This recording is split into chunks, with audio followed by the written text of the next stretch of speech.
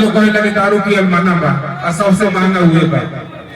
हमने के गाना गाइले से अच्छा चीज कभी भी भक्ति से शुरुआत कर लोग कहीं तनी हो शुरू करना तो हमने में कौन दोस्त बा। हमने के पैदे भइल बने रोवा सब के मनोरंजन करके और रोवा के जवन सुने मुहे न होई कला कंपनी वाला लाखों रुपया लगावे ना एगो एल्बम पर आ बढ़िया गाना के बिल्कुल व्यूज ना आवेला आ तनकी साव में तनी परोस की ना तो मिलियन में व्यूज बगला के देखेला वो कौन नहीं माने अमेरिका के लोग तो ना देखेला ये समाज के लोग देखेला तो फिर कलाकार का है दूसरा दोषी श्रोता है दर्शक है।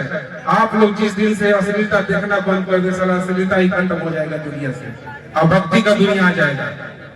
हमारी ये कलाकार है पूनम सर का लक्ष्मण देवरवा जो गाई थी आज उसको कोई नहीं सुनता है लेकिन थोड़ा गर्माहट का ये लोग दे देते हैं। आज के बादशाह बने हुए हैं बने हैं ना जी। तो मैं चाहूंगा कि इन दोनों बादशाह के ऊपर जोरदार ताली होनी चाहिए कि जहां जाते हैं खुटाकार देते हैं।